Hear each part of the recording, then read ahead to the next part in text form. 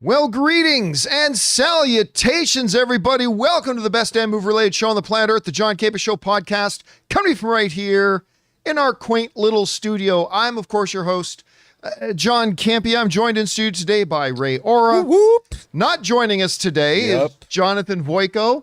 The kiddos got sick, so he said, I don't know if I'm going to be sick or not. So we said, you know what, just take it easy, stay home.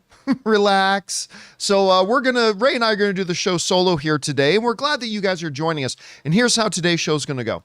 We're going to start off by talking about a few predetermined topics we got lined up for you guys.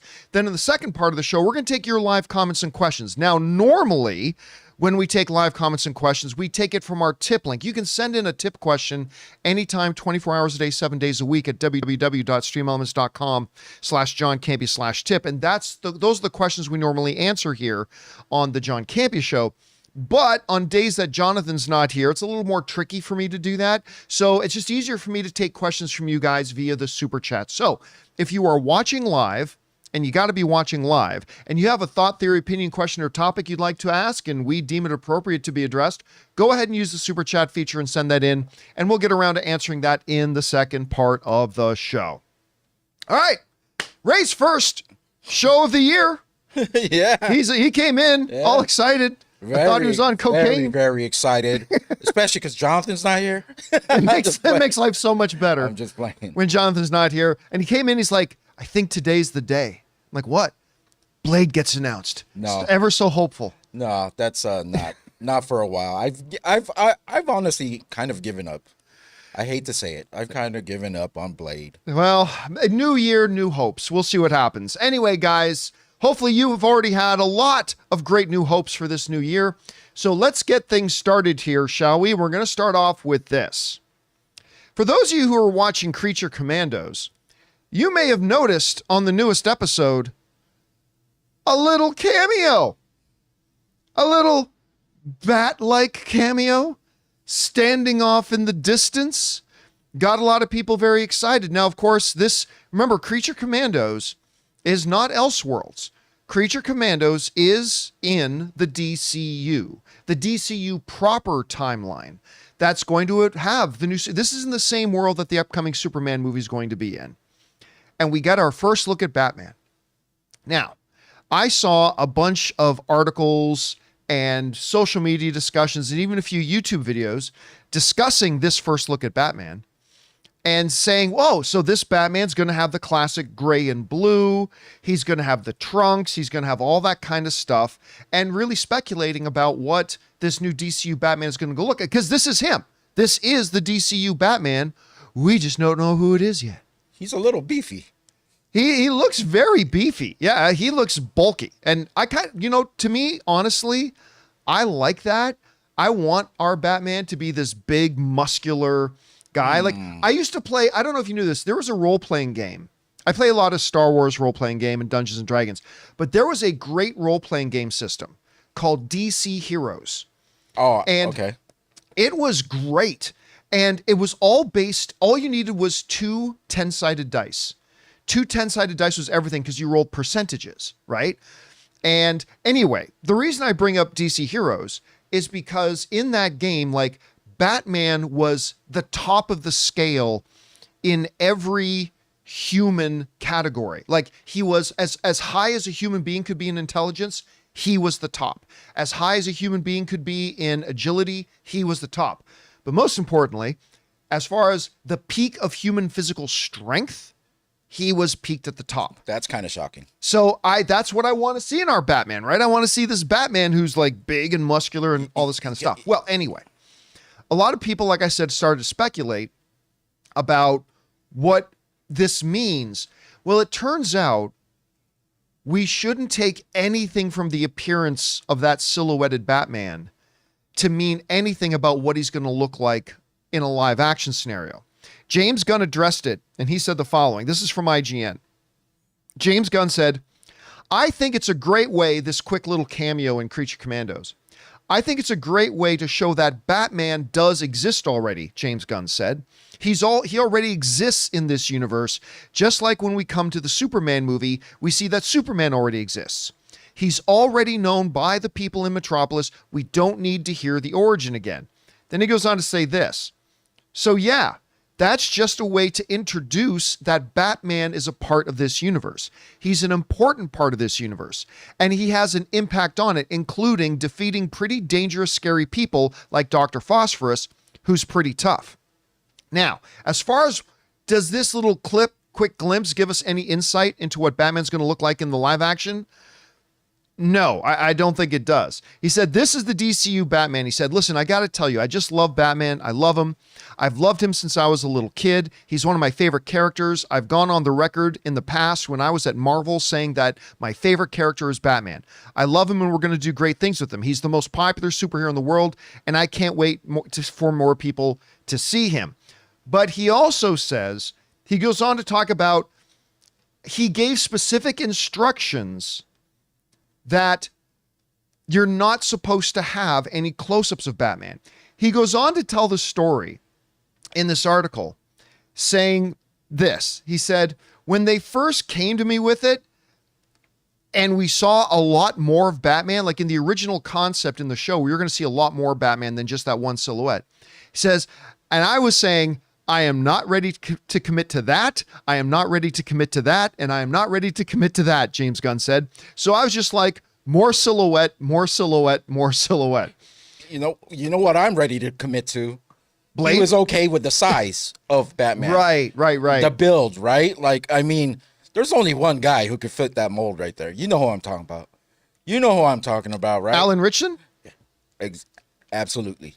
I mean, listen, I've said I could totally buy, because Alan Ritchson of Reacher, and for the record, I don't think it's going to be him, but Alan Ritchson, I think, looks like a Bruce Wayne. Like, he's got the square jaw, the rugged good looks. He looks like he could come across as the playboy billionaire, and he's got the total physique and action prowess to play Batman. You're more familiar with Alan Ritchson than I am, because I haven't watched much. You haven't watched Reacher yet? Yeah. Tell me the pros and cons. Let's say if he was cast, what do you think he would be great at with Batman? What do you think what would be questionable of casting him? I think, the upside is obvious, right? He's got the physical presence. And like, Batman is supposed to be a terrifying physical presence, and he would deliver that in spades. I guess so. He carries the suaveness, the look, all that kind of stuff is good. My one big question mark about Alan, though, is outside of Reacher and Aquaman and whatever the character he played in Teen Titans, whatever, I can't remember what the name of his character in that was. I haven't seen him. Oh, that's it. Hawk of Hawk and Dove. Marcus Y pointed out he was Hawk of Hawk and Dove. So thanks for that, Marcus. So other than that, I don't know. I'm not saying he doesn't. I'm saying I don't know if he's got the acting prowess to lead a film. You know, in Reacher, he's great as Reacher. He doesn't have to talk a lot. Okay. And when he does talk, a lot of his stuff doesn't have a lot of this. Again, this is not a knock on him. I'm just saying the material he has. It doesn't really call upon him to have a lot of a stretch. So I'm not saying he can't carry a movie. I'm saying I don't know yet if he can carry a movie. And I think that would be the big question mark. But you said, Ray, there's only one guy that could do it. And you point out. Is there another guy? But think about this. There's always another big guy, because we got an upcoming new Reacher season, and in the book, he's supposed to fight this guy named Paulie, who is quote unquote twice Reacher's size. It's like, you're not going to find a guy who's twice his size. And then they went out and got that world's biggest bodybuilder who makes Alan Ritchson look like a hobbit. So there are going to be big guys out there. Look, the most important thing is they get a good actor for it. But back to the James Gunn comment, I think him saying that when he says, look, the reason I didn't want a close-up of Batman in Creature Commandos is because I'm not ready to commit to the gray suit with the blue cape. I'm not ready to commit to the outside trunks like Superman has, like in the classic Batman. I'm not ready to commit to any of that look. But maybe he was ready to commit to the look of the physical size of him. Because again, the physical size of him, when you look at the image, that's a big, huge dude. That's the first thing I thought when I saw it. And you see like what was it? Like the flashing lights. Yeah, the lightning in the background. You kind of see his bulk of his body. I was like, that Batman's going to be huge. So that eliminates Jensen Ackles then. Well, I mean, hey, Jensen Ackles is big, but no, he's not that big. Yeah. What I love about what James Gunn was saying in this article is his love for Batman. Yeah. Meaning this has got me more excited to see his take on it because it's going to be way different from the Robert Pattinson for sure. Oh, huge. Yeah, very, very different. Night and day, probably. But I cannot wait because, there's been some times where people make movies where they love the character and it hasn't gone too well. I can't think of any examples, but we've had some. But hopefully this one will actually be a positive. Yeah. A positive that James Gunn loves this character. All right, guys, question is for you. What do you think about this? Did you see the episode of Creature Commandos where our first peek at the DCU Batman happened?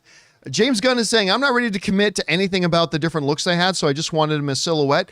But do you think maybe just like Ray is saying, the fact that we've seen that he is physically large and intimidating, do you think that's something that they're going to carry over? Do you have a wish list of stuff that you hope is a part of the look of Batman? Maybe there's a certain era of Batman in the comics where you like the look. Whatever you guys think, jump down to the comment section below and let us know your thoughts.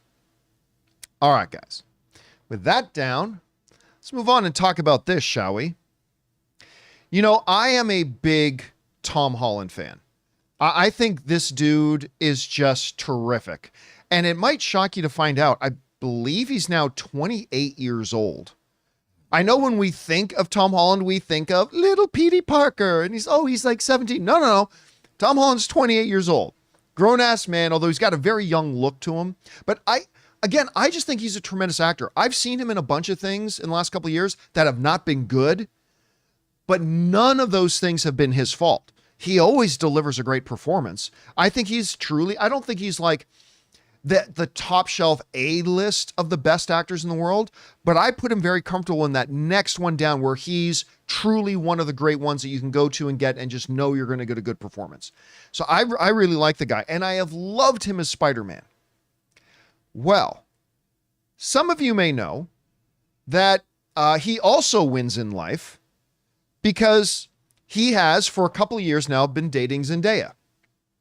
And I admit it, I proclaimed when this first came out that this was a sham relationship. It was only for publicity to, kind of promote Spider-Man and all that kind of stuff. And my wife was very much, no, they're in love. It's real. I'm like, honey, it's fake. And then months and months and months and now years have passed. And it's clear they're pretty solid. They're photographed with each other's families, all this kind of stuff. Well, all this has got Tom Holland thinking about his future and becoming a dad maybe.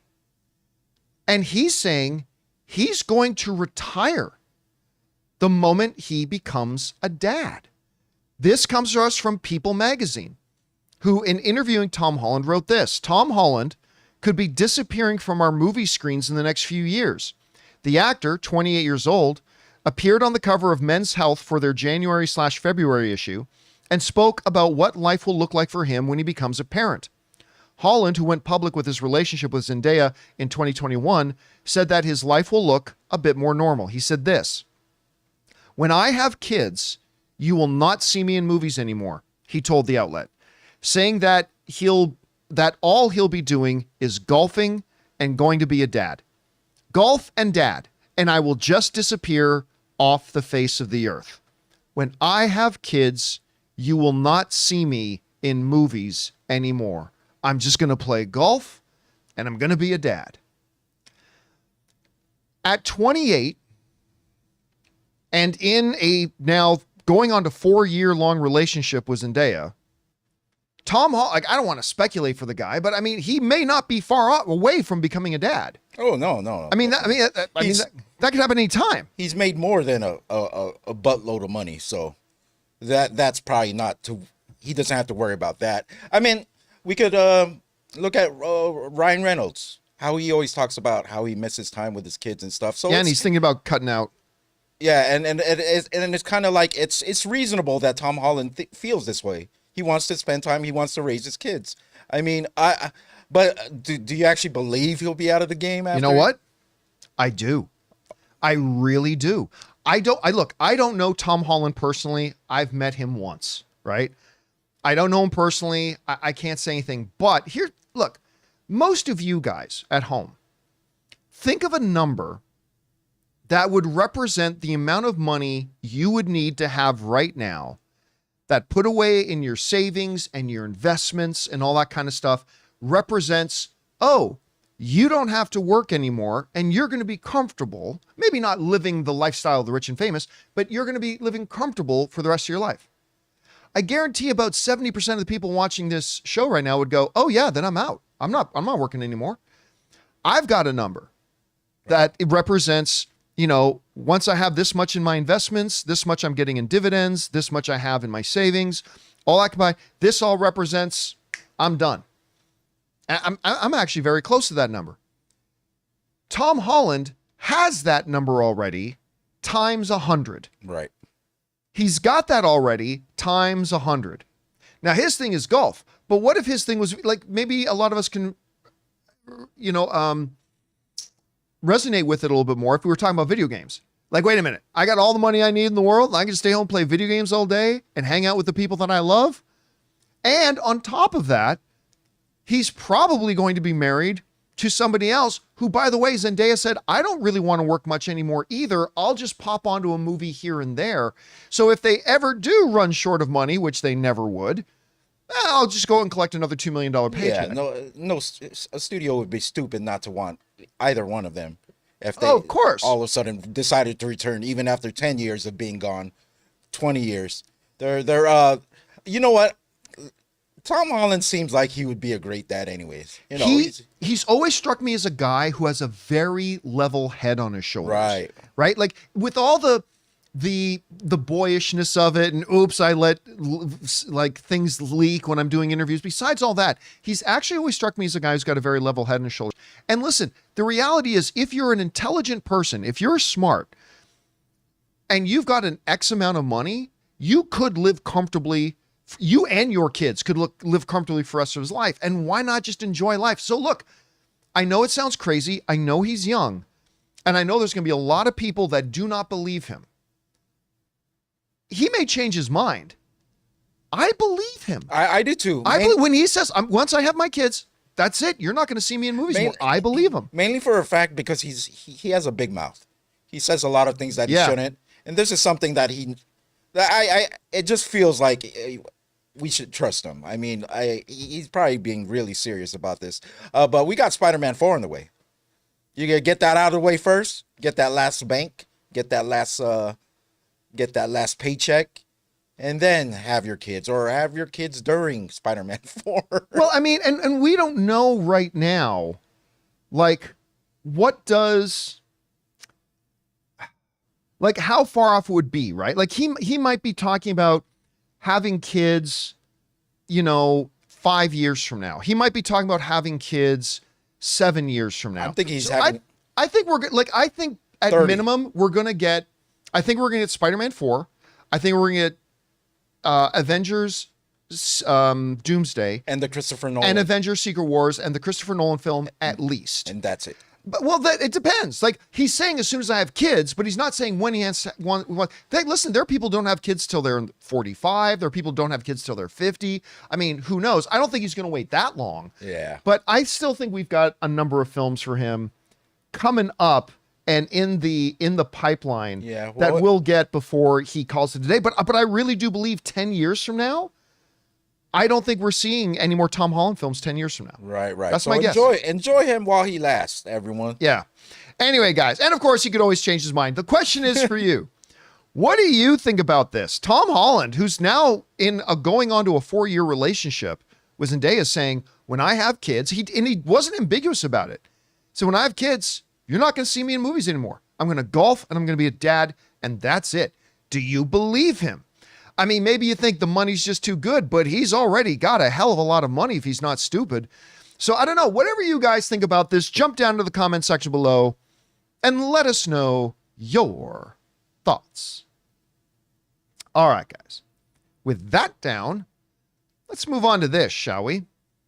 You know, I don't know if you heard about this, but there's a He-Man, baby. Masters of the Universe movie coming. Let's go. With Ugafai Uskava playing He-Man. I don't know what his name is. Galazin? Nicholas. We'll call him Nicholas from now on. Nick Galzantine? Nick Galzantine? who was in that little rom-com with Anne Hathaway. It's the only thing I've ever seen him in. I can't even remember the name of the little rom-com he was in, but he was actually good in it. He was good.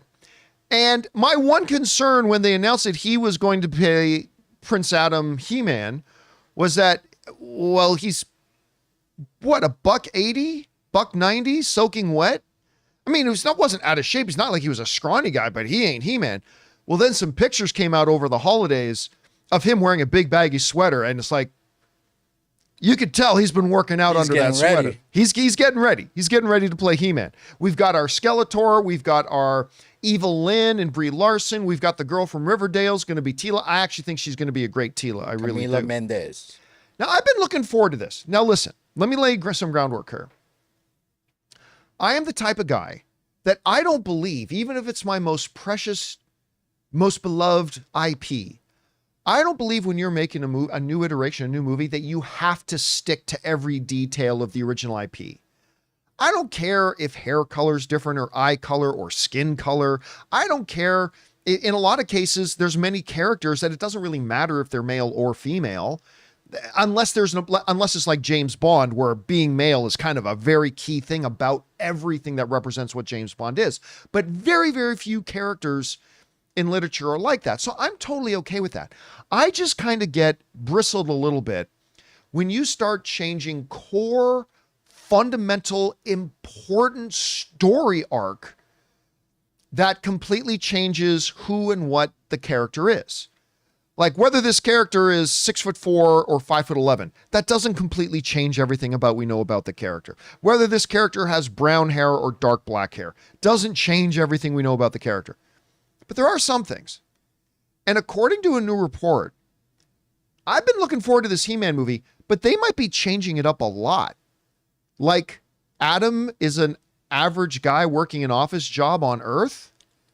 This comes to us from the folks over at Game Rant, who write the following. According to insider Daniel Richman via Comic Book Movie, Masters of the Universe rumored plot details reveal that Prince Adam, aka He-Man, will be a quote-unquote regular guy in the real world and work in an office job like most normal folk, which doesn't sound too superhero-like if true. The world of Eternia will also seemingly be stories He-Man had heard while growing up throughout his childhood. This rumor certainly seems to be a jump from the cartoons that saw Prince Adam have his feet primarily set on the planet of Eternia, and this would be the first time viewers would see him on Earth, although in the 1987 movie, they saw He-Man travel to Earth to stop Skeletor from grabbing a magical synthesizer music key that would allow him to take over the entire universe. Okay. First of all, let me point this out. This is not coming from Deadline. It's not coming from Variety. It's not coming from the Hollywood Reporter. It's coming from the scooper Daniel Richman, who is right enough that you got to pay attention when he says something, but wrong enough that you also have to take it with a big grain of salt. You know, it's one of those guys that I wish he was right a little bit more or wrong a little bit more, so I could either just dismiss him or not. But he's right enough that you have to pay attention, but also had a few things wrong where you got to take it with a grain of salt. So let's just put that aside for a second. Let's say for a moment that the report is true. Let's say it's true. I am open-minded enough that I'll be like, let's see what you have in mind. Yes. Let's see what you're going to do with this. And I'll be open-minded enough to go, okay, show me what you got. If you're doing it this way, where Adam is maybe as a baby got sent to Earth, aka Superman being sent to Earth by his parents, and he grows up not understanding that he's actually royalty. He is Prince Adam of Eternia. And this steak knife he's been using is actually the sword of Grayskull. And he's going to hold it aloft one day and say, for some reason, I have the power. I don't know. Maybe he's in bed one day. Say, I have the power. And he turns into him. I don't know. And maybe their concept for that is great and it's going to turn into a great movie. I will be open-minded for that enough. But I will admit as a fan right now that this concerns me. Yep. Because that's not He-Man. Look, you want to make him a little taller, you want to make him a little shorter, you want to give him a totally different hairstyle, you want to give him a different costume. None of those things change what we understand about the personhood of He-Man. But this kind of changes everything. And again, I always say, Ray, for good or for ill, the number one job of a filmmaker is not to stick to the source material. The number one job of the filmmaker is to make the best movie possible. And maybe this new idea is what's going to give us the best movie possible. And I hope that they do. But if this report is true, until I see the movie, I must admit I will be a little skeptical. Do you like this? Yeah, you know what? I don't mind it. I mean, I am concerned as well as you. There's like one name that actually will makes me feel comfortable is Travis Knight.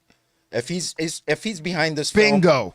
If he's behind this film, there must be some vision he has. A thing with a lot of these characters, especially with people who are not familiar with him, is make them relatable. If you start off Prince Adam on Earth, that gets you closer to relating to maybe new viewers of this character or people who aren't familiar with it. For us OG fans, though, it is kind of worrying, but I trust in Travis Knight that he'll do it right. And maybe there's some parts about Prince Adam, maybe his personality that we might attach to with him being on Earth.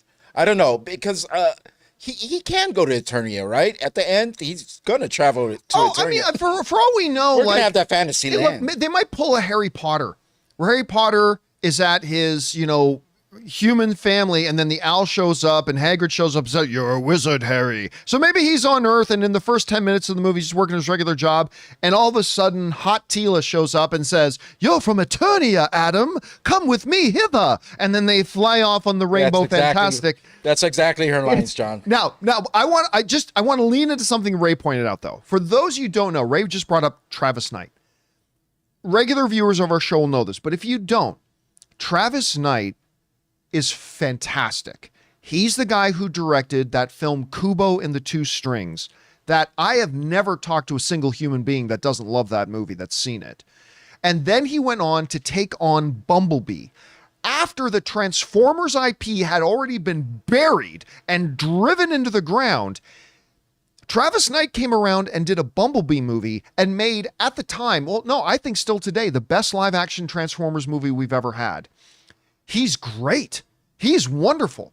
And so I'm glad you brought that up, Ray, because the one thing that is keeping me from getting panicked about this is that it's Travis Knight.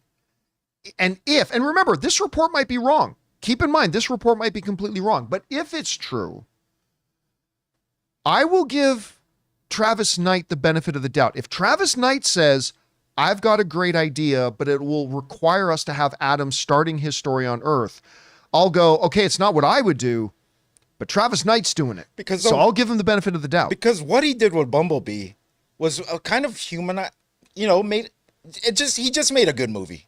I can't really describe it. I'm bad with words. But Bumblebee was so much more likable in his movie than the annoying ones in the previous Michael Bay versions. He was like, there was more human to him in the Bumblebee movie, and that's what I loved the most. There was definitely more heart to it. There's more heart to it. It had way more heart to it. It had way more, it had more charm to it. It had more emotion in it. It just felt like a better story. Right. And that's the thing. Like, I don't think Bumblebee is like one of the top 20 greatest movies of all time. I just think it is easily the best live action Transformers movie we've ever had. And as monumental as this task may be, I want to see Eternia. I want to feel the way I do when I see Pandora in Avatar. Yeah. Where it's a different world. It's like so real and just in your face. Like, I hope they do that Eternia justice, because that's one of the big parts about He-Man. Just the Castle of Grayskull, all of that. I can't wait to see the first shots, our first look at this movie. It won't be for a while, but yeah, look, and here's the thing. With all my trepidation about, I don't want Prince Adam starting off on Earth. Look, at the end of the day, if we go to see this movie and it's wondrous and it's got great spectacle and they give us that sense of awe and wonder when we see Eternia, and we get a great badass Skeletor and we see great battles and they have great drama, you know what? It won't matter. It won't matter that here in January of 2025, we're going, well, I don't know if I want Prince Adam to start on Earth. It won't matter that I'm whining like that. All that will matter is if the movie turns out great, that's it. That ends the discussion. And I hope it does. Anyway, guys, question is for you. What do you think about this? First of all, the big question is, do you even believe the report? I'm not saying that I do, but it is out there and worth discussing. And if the report is true, I'm concerned about it, but how concerned are you about it? And does the fact that it's Travis Knight doing it alleviate any of those fears? Whatever you guys think about it, jump down into the comment section below and let us know your thoughts. All right, guys. With that down, let's move on to this, shall we? Lo and behold, it's a new year, January 2nd already. And yesterday on the show, I went through my list of the 10 most likely films to hit $1 billion, starting at the least likely of all the potentials, all the way up to the ironclad lock to guarantee. And I said that just those are the $1 billion films. Those aren't necessarily my most anticipated films. I said I would do that today. Tomorrow, we're going to do our best films of 2024. But today, we're going to do the most anticipated movies of 2025. Now, before we get into all of those, there are a number of films that I want to mention. And you know what? Dear heavens, I think I lost. Oh, no. I lost all my stuff. Oh, all no. my graphics are gone. I can't believe it. Oh, well, the graphics are gone. We'll have to do this without graphics. That's fine. I want to mention before we get into the top 10, the ones that I would say are honorable mentions. Like, I don't necessarily, and I wouldn't necessarily say that these films are my most anticipated, but I would say that they are ones that you're excited to see. I'm excited to see, that are films that we've got to keep our eyes on, that I'm excited to see. They didn't quite make my top 10. So here are the honorable mentions for my most anticipated films of the year. And these are in no particular order. And it doesn't matter like if you feel like they're going to be bad or good, right? This is just things that you want to see. Yeah, I'm not necessarily, yeah, exactly. I'm not necessarily saying these will be bad, these will be great. I'm not saying any of that. I'm simply saying these are the ones I am most excited about. These are the ones that I have all my excitement, my reserve tickets. That I'll be reserving my tickets for. Okay. So actually, you know what? I think I did find my graphics. There we go. Okay. First off, these are honorable mentions. Ballerina, Ana de Armas, and listen, we thought at first that John Wick may be playing like a tiny small role in it, maybe like a quick cameo, but I've been told this is basically John Wick 3.5. So it takes place before the events of the last John Wick movie, and apparently he's in a lot of it. Like it's definitely Ana de Armas's movie, but Keanu Reeves is in a lot of it. I like what we saw at CinemaCon from it. I think this is going to be fun, and the fact that the movie got delayed because they wanted to put in more big action sequences, I think is nothing but good. So one of my honorable mentions is Ballerina. Another honorable mention I would give is Wicked 2. I ended up loving Wicked. I was really surprised how much I enjoyed it because I am not the target demographic. I never went to go see the stage show. I never intend on going to see the stage show. Frankly, I didn't really care much about it. And then they showed us previews for it at CinemaCon. I got very intrigued and I went to go see it and I loved it. So Wicked 2, one of my honorable mentions. Another honorable mention I got to give this is Lilo and Stitch. I just look, there's so much potential here for this fuzzy guy. And by the way, I think there's a chance this movie becomes $1 billion film. I'm not saying it will. I'm just saying I think it's got a chance to be $1 billion film. But I adore the original animated one. Just adore it. So I am definitely excited for that. All right, two more I want to mention as honorable mentions.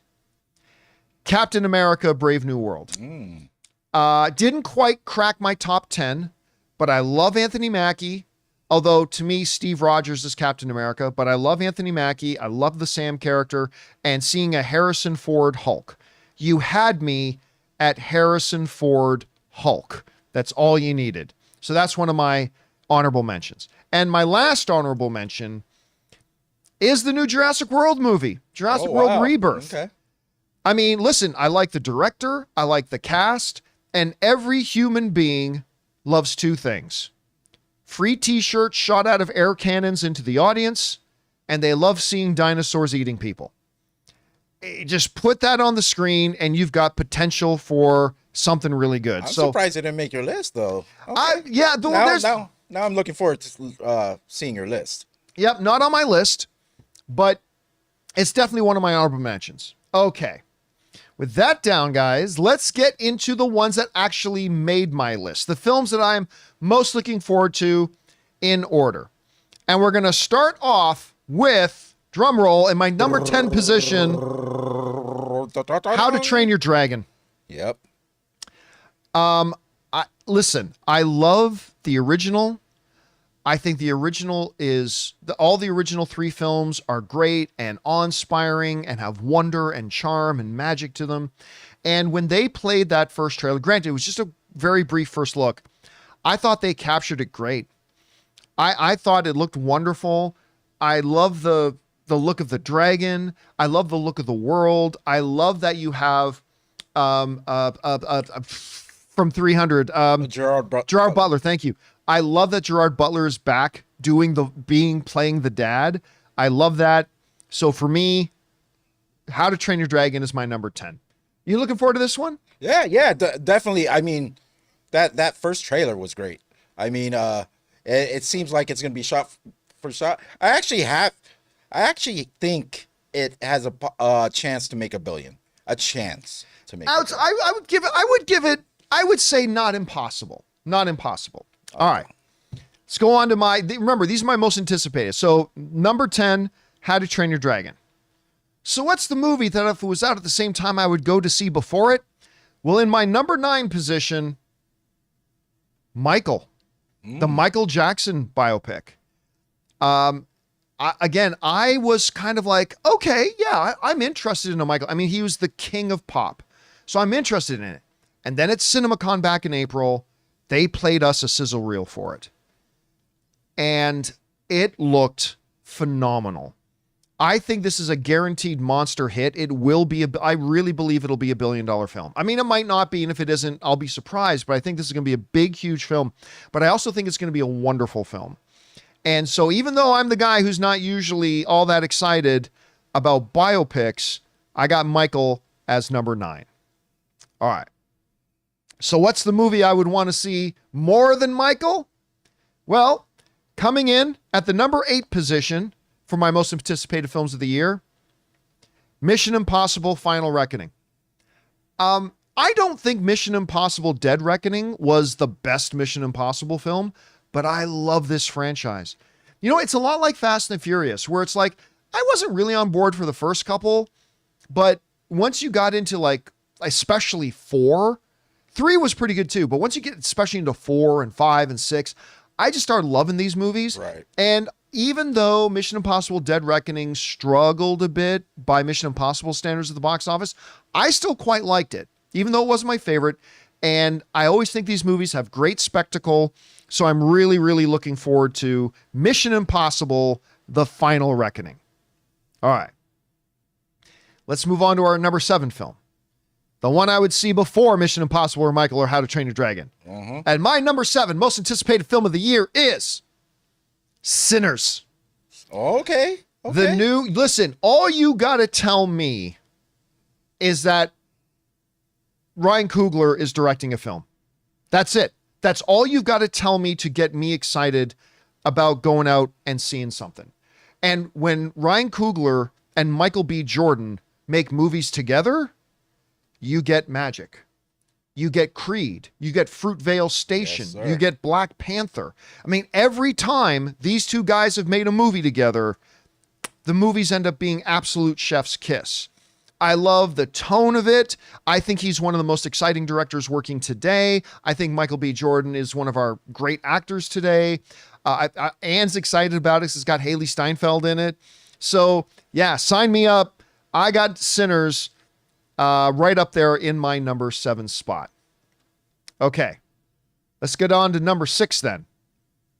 My number 6th most anticipated movie of the year goes to Fantastic Four: First Steps. Now, some people might be surprised that I don't have this a little higher on my list. After all, I love the cast. You got the director in as the guy who ran WandaVision, which I think is the best Marvel TV series they've ever done. There's a lot of things to like. The reason I don't have it higher, and remember, 6 is already, remember, I'm putting this ahead of Sinners and Mission Impossible and Michael and How to Train Your Dragon. It's still high on my list, but the reason I don't have it a little bit higher is we've bitten into the Fantastic Four apple a few times, and there's usually a worm in it. Now, this is a totally new studio, totally new group of people, total new team making this. And there's a lot to be excited about, which is why it is on my list. But I just can't have it any higher right now because of all the films that are ahead of it. I'm super excited about, but I am very excited about Fantastic Four: First Steps. And where are you sensing the hype level at right now for Fantastic Four? Where's your excitement level for There's it? so much in the way right now. There's not a lot for me, but as it gets closer and the way Marvel does marketing, I'll get there. I have no problem getting there. Like, but it's just not, because we have movies that you might mention coming up from Marvel that are in the way. So it's not there yet. It's just really mellow right now. Right. But I got to have it on my list. It's got to have it on my list. So I've got it at the number 6 position, which means I have 5 films that I'm looking forward to even more than Fantastic Four. We'll start with the first one. The next one on my list, my number 5 most anticipated film of 2025. Fuck you, Paddington in Peru. Yeah. Let's go. And this ain't ironic. I am dead serious. You don't know Paddington. You don't know Paddington. I cannot wait for this movie. I still remember, I've told this story before, but I had to go, this is back when I still went to press screenings. I'm so glad I don't do that anymore. And I had to go see this new movie, Paddington. I'm like, I'm not really looking forward to it. And Anne couldn't go. She was out. So I'm like, I got this +1. I don't want to go alone. So I asked John Schnepp. I'm like, dude, listen, I got to go to this. Can you come with me? He's like, all right, fine. So John Schnepp and I go to see the first Paddington movie. And we came out of that movie going, holy shit, Paddington is awesome. And then they made Paddington 2. And Paddington 2 was just double the delightfulness. I don't know how many of you guys, not many of you guys, saw the Nick Cage movie, The Unbearable Weight of Massive Talent. We talked about best sequel ever, like Paddington 2. They talk about it in that movie. And I don't care what anybody says. I'm being dead serious. I have been dying to see a third Paddington. These movies so capture the beautiful magic of movies, man. They make you, when a movie can just lift your soul and make your heart smile and make you laugh along the way and leave you feeling like, oh, when the credits roll, that's special. And I don't care what anybody else says. I'm putting Paddington. Listen, I'm not making a popularity list here, okay? I don't make my list to be popular and to make sure my list looks like other people's lists. I'm giving you my honest stuff. And I got to be honest with you. Paddington in Peru is my 5th most anticipated film of the year. Yep. I cannot wait to watch this. Cannot wait to watch it. All right. But there are 4 others that I'm looking forward to even more. So my number 4 most anticipated movie of the year, Mickey 17. Right, there you go. Robert Pattinson. Just look, first of all, you say a movie's coming from this performer and this actor and this director, and you've got my interest. Ray, it was at CinemaCon this past year that they showed us this big preview, this big advanced look at Mickey 17. Pardon me. And it looked, guys, I just can't tell you how good this thing looks. It looks so interesting. Like, a lot of people are already making comparisons to Sam Rockwell's Moon. And I think that's fair, but there's a lot more to it. Yeah. And it just looks like it's going to be complex, and it looks like the pace is going to be a crazy pace to it. And the performance in it looks incredible. And it also looks funny. The It cast does look is stacked. funny. That's what I was going to bring up. You really liked what we saw. Yeah, some of those things crack me up. Like, we're going to see Robert Pattinson die so many ways, so many times. I cannot wait to see how that to see it on film in the theaters. Yeah, I think this is going to be great. Gambit in live chat is saying that doesn't look like Mickey Mouse. Yeah, you'd be forgiven if you thought this might have been a Disney movie, but it is not. So Mickey 17 is my number 4 most anticipated movie of the year. Before you go on, John, I just want to say that while you're saying your list, I've been going through the release calendar and I've been pulling out specific ones that I'm going to bring up after you're finished. Okay, yeah, perfect. That I think that you would put on your list as well. No. You may have forgotten or may not have thought of. Okay. All right. So let's go on now. Let's go on. We're in the top 3. My third most anticipated film of 2025 is none other than Thunderbolts. Yes. Wait a minute, John. I watched a show of yours a while ago, maybe a year or so ago, and you mentioned that, Thunderbolts? Why are you making a Thunderbolts film? And I did. But then once they announced the lineup and who the characters are, and I realized we were going to get a movie with Winter Soldier, Walmart Captain America, and Red Guardian all in the same movie together. And then we kind of heard rumors that Sentry might be a part of it. I started getting really intrigued. And I have loved the trailers. I have loved them. I cannot believe how, again, I'm not telling you this is going to be a top 3 best movie of the year. That's not what I'm saying. I'm just giving my honest thing that this is what the top 3 most excited films for me. That if tomorrow I got an invitation to go see all of these movies, How to Train Your Dragon, Michael, Mission Impossible, Sinners, Fantastic Four, Paddington, Peru, Mickey 17, and Thunderbolts is on that list, the movie I'm picking to go see is Thunderbolts. It might not end up being the best movie of the list, but it is the one I'm most excited about. And every new trailer, every new teaser, every new piece of promo I see coming out for it is just getting me more excited about it. I think this is going to be a damn fun film. And I think it's going to be the best Marvel film of the year. And I'm starting to think this should have came out a little earlier. Maybe. Instead of all Ant-Man and the Wasp, maybe have that when after we first get introduced to Yelena and Walmart Captain America, just somewhere in that gap. Maybe it should have came out earlier. Because we always had a hard time like relating to these new characters that they were throwing at us. Maybe this was the movie that would have gotten us on board with many of these characters. Who knows? We'll see. I mean, they didn't have it ready, obviously, but every time I see a preview for this, I feel like, man, like this year, there was only one Marvel movie in theaters in 2024. This kind of would have been a nice piece to fit in there, but at any rate. Yeah, we'll see if it's good first. Yeah, Thunderbolts is my number 3 most anticipated movie of the year. All right. Next up at number 2. I gotta say, the other 2 aren't my favorite movies of all time, but they always deliver great grand theatrical experiences. Avatar, Fire and Ash. Listen, I am not the world's biggest fan of the Avatar series, but I do appreciate them and I do like them a lot. And I remember coming out of the movie theater after Avatar, The Way of Water, I was like, that was a hell of a theatrical experience. James Cameron knows how to leverage the man who is responsible for 3 of the top 4 biggest box office films of all time. Of all time. He knows how to deliver big theatrical experiences.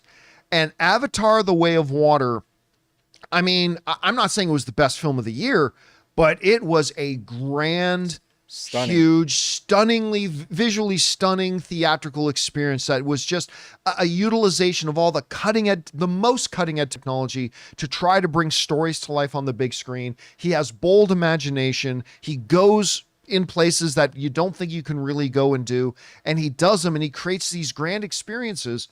And I walk out of Avatar films having had a great time. And he's playing with fire this time. Let's see what he could do with fire. Yeah. Let's see what he could do, because he always brings some different aspects to these effects that we've never seen before. I cannot wait for this one as well. So I've got Avatar, Fire and Ash as my number 2 most anticipated film of the year. All right. And my number 1, no one's going to be surprised by this. Everybody knows that this was going to be my number 1 film. And but I wasn't 100% sure when I was putting the list together, but then it ultimately did. My most anticipated movie of the year is Superman. I mean, that's it. It's Superman. Man of Steel was probably my most anticipated movie of the year. That it came out. I'm a big Superman guy. I love Superman. Of course, I got my boy Henry Cavill right here, standing watch and vigil over the studio, protecting us at all times. He's my all-time favorite Superman, but I just love Superman, and it's the launch. Guys, it's the launch of a new cinematic universe on the big screen. Like, this isn't just an individual film. I mean, it is an individual film, but it is literally the launch of a brand new cinematic universe. That alone would put this movie high on my anticipation list to make sure I go out and go see. But then you combine with the fact that it is indeed Superman, that it's James Gunn, who has never made a movie that I haven't liked. And then you combine all that with the fact that they just put out this new trailer that I adore. I think that new trailer is pure perfection for a first trailer. Not a perfection for a trailer overall, but for a first tease trailer, I think it was absolute perfection. Absolutely loved it. Became the 5th biggest trailer launch of all time in cinematic history. All those reasons and more. Now, is the movie going to be great? I don't know. I don't know. I'm not going to put money on it that it is or isn't. But I'd be lying to you if I didn't tell you this is the movie I was most excited for. It's the most important. It's absolutely the most important. Yeah. 100% it is. Because an entire new cinematic universe and the future of an entire studio is kind of resting on it. But again, if I go through all the films, again, I just want to remind everybody, my honorable mentions were Ballerina, Captain America, Brave and the Bold, or Brave New World, Lilo and Stitch, Wicked 2, and Jurassic World Rebirth. But these are my top 10. These are my top 10, and Superman tops my list. Okay. Now, you said you had some ones that maybe I overlooked. I pulled out a little that. Okay, let's go one at a time through them. What I was looking forward to, but I'm going to go with the ones that I don't. Why didn't you mention these? Okay, The Accountant 2. Oh, yeah. Listen, so Ben Affleck, John Bernthal, J.K. Simmons. I straight up love The First Accountant, and I've been waiting years and years and years for this sequel, and I'm very excited for it. But I admit, every film I've mentioned are ones that I would go to first. I'm absolutely excited for The Accountant 2. Absolutely, but it just wasn't up there enough to make my list. Okay. Okay. What's and next? I'm just saying that these are films that I could see you absolutely going the first day it opens. Right. Nobody 2. Oh, that's another great one. Again, like Nobody was not the first, but one of that first batch of movies that came out when theaters were just starting to open again after the pandemic. It's great. I mean, very John Wick-esque, which is understandable because it came from the makers of John Wick. Bob Odenkirk was killer in it. It's lower budget, smaller film. Very excited to see it. Just not quite enough to crack my list, though. Very disappointed in this one. All right. Naked Gun with Liam Neeson. Oh, with Liam Neeson. Listen, here's why I don't have it on my list. There has not been a good spoof comedy made. Right. In who knows, yeah. Ages. Like, there used to be a golden age of spoof movies, whether you're talking about The Naked Guns, Loaded Weapon, what's a couple of the other ones? I keep forgetting the name. What was the Val Kilmer one called again? Oh, crap. Guys, what was the name of the Val Kilmer? I always freeze on the name of the Val Kilmer one. Hot Shots was another really good one. I don't know that I call Spaceballs. Top Secret was the Val Kilmer one. Okay. See, there was this era of great spoof movies. And then came those two guys. Yeah. I'm glad I don't remember the names, who started cranking out all this shit, like Meet the Spartans and all this bullshit crap.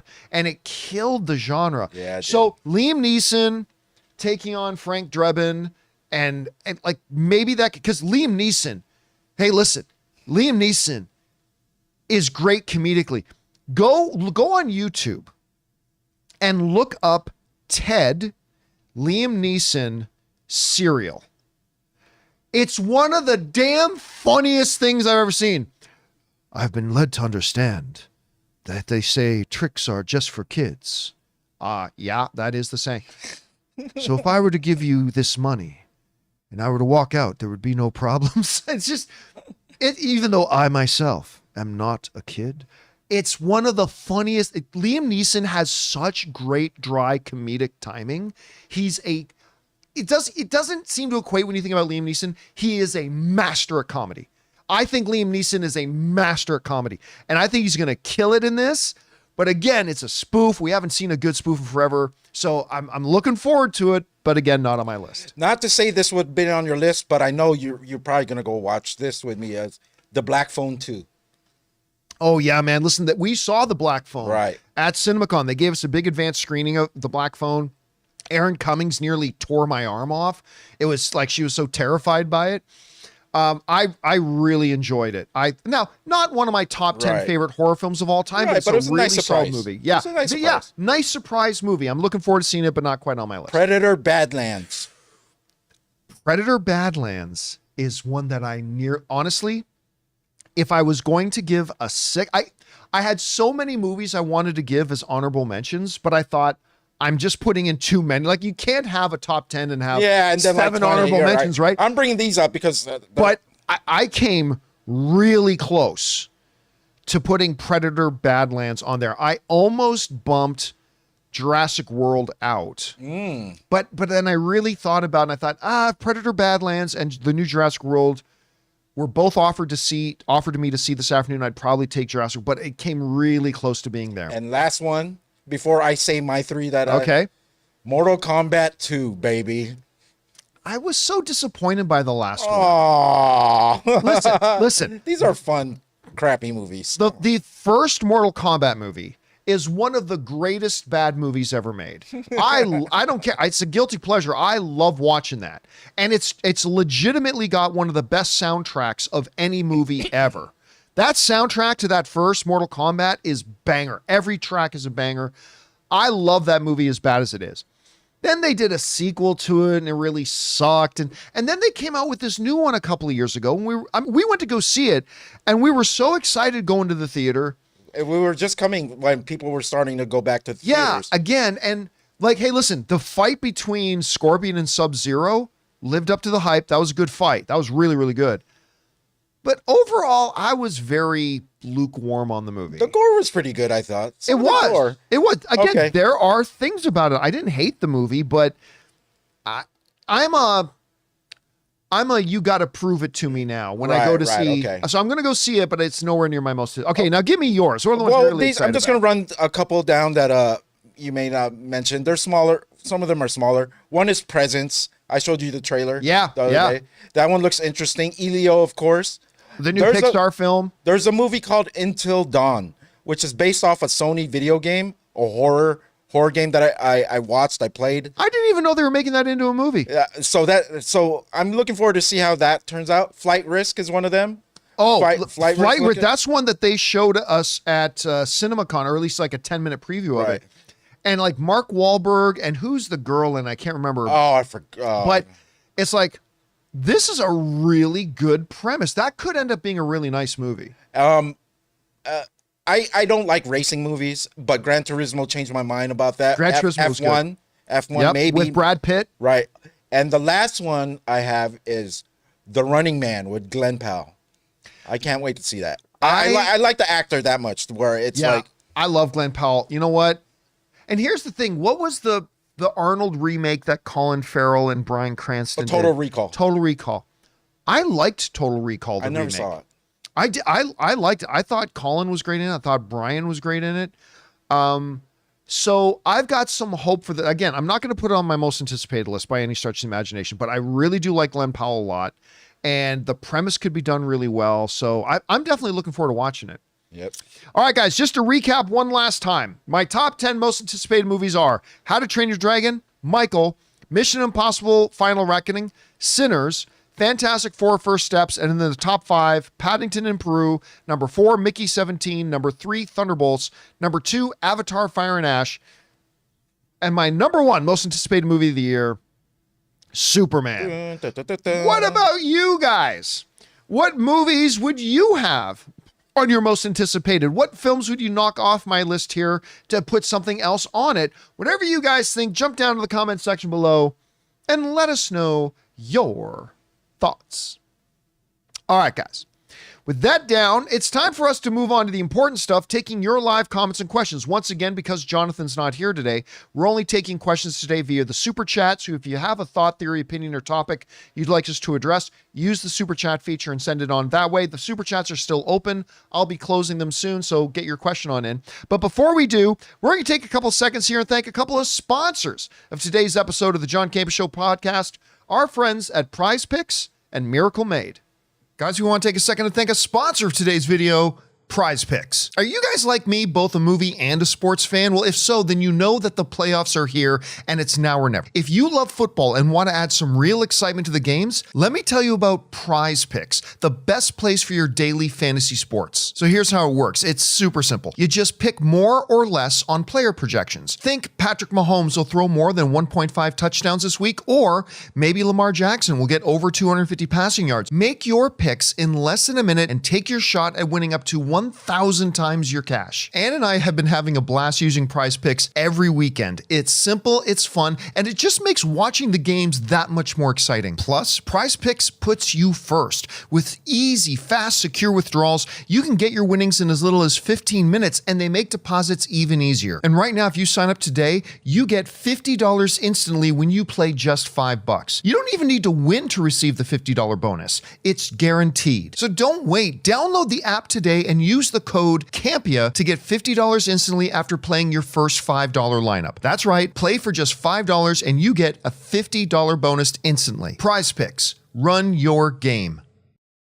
Guys, we want to take a second to thank a sponsor of today's episode, Miracle Made. Guys, it's hot outside and your nighttime bedroom temperature has a huge impact on your sleep quality. So if you wake up too hot or too cold, I highly recommend you check out Miracle Made's bed sheets. Miracle Made sheets are inspired by NASA and use silver-infused fabrics that are temperature regulating so you can sleep at the perfect temperature all night long. There are just so many things that make these sheets so fantastic. We already mentioned the self-cooling properties for better quality sleep, but they're also self-cleaning. These sheets are infused with silver that prevent up to 99.7% of bacterial growth, leaving them to stay cleaner and fresh 3 times longer than other sheets. No more gross odors. So go to trymiracle.com/Campea. That's trymiracle.com/Campea to try Miracle Made sheets today. And whether you're buying them for yourself or as a gift for a loved one, if you order today, you can save over 40%. And if you use our promo code Campea at checkout, you'll get 3 free towels and save an extra 20%. Miracle is so confident in their product, it's backed with a 30-day money-back guarantee. So if you aren't 100% satisfied, you'll get a full refund. So upgrade your sleep with Miracle Made. Go to trymiracle.com/Campea and use the code Campea to claim your free 3-piece towel set and save over 40% off. Again, that's trymiracle.com/Campea to treat yourself. Thank you, Miracle Made, for sponsoring this episode.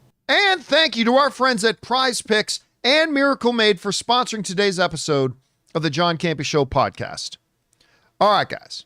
With that down, let's get on to your live comments and questions here, shall we? We're going to start things off today with Tim R., who writes, super excited for Fantastic Four solely for Vanessa Kirby.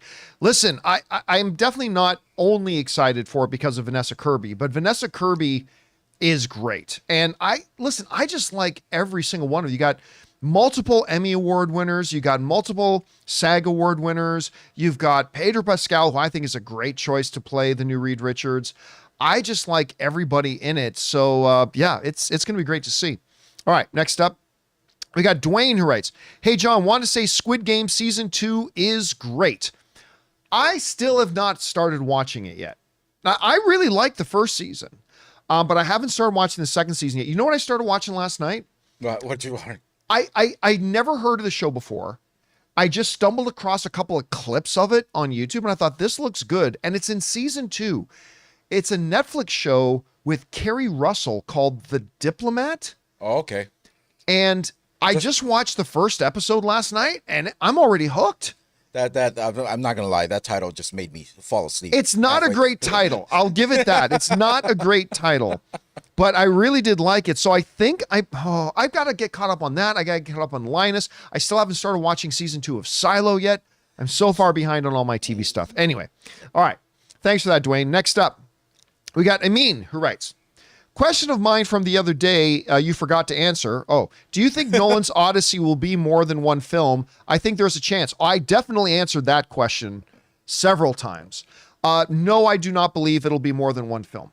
Other than the Batman films, which you got to do because it's the Batman films, Nolan doesn't really do that. So again, I am not definitively telling you that I know for a fact that Christopher Nolan isn't doing that. No, I don't know for a fact, but I find it hard to believe that he would do more than one. I think it's going to be done in one. All right.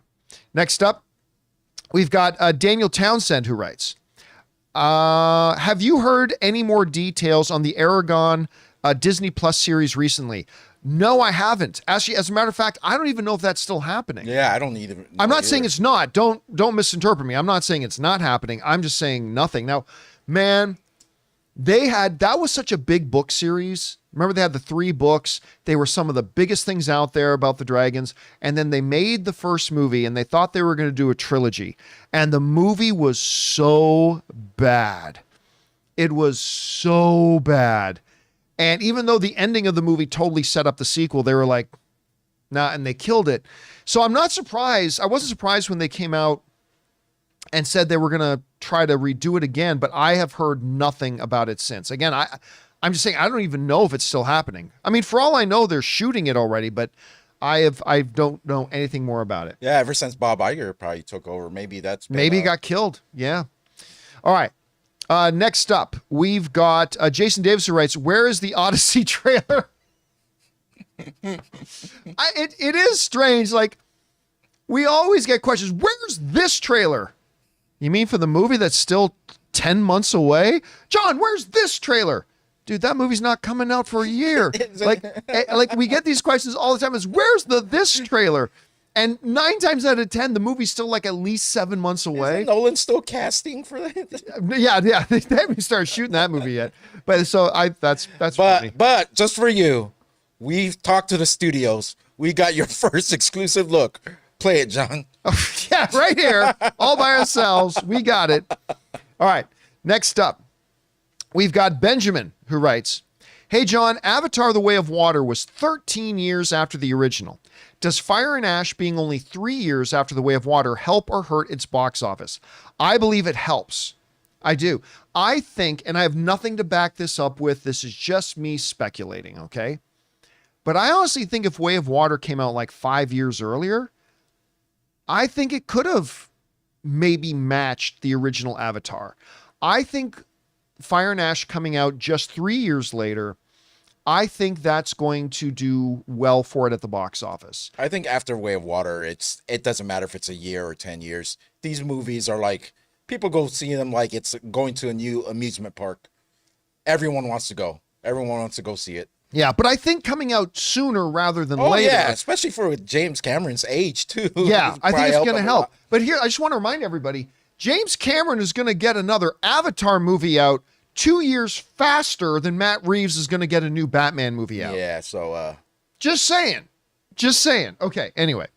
Next up, we've got Comp Big writes, me patiently waiting and hoping for a live-action Aladdin 2 to drop with the same cast. Dude, you and me both. I mean, it's not going to happen. I have come to peace with the fact that it's not going to happen.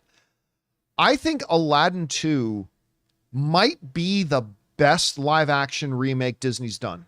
You mean Aladdin 1? Sorry, yeah, the first one. Right. Sorry, the one they did with Will Smith. Right. I think that might be that or Cinderella. It's close, but I remember Ann and I went to go see that first Aladdin. We had some skepticism, but we came out singing the songs. Wow. And I remember we walked home from the movie theater and we decided we're going back again tomorrow. And we went back to watch it again. Actually, we went back to watch it several times. And it made over $1 billion. It joined the $1 billion club.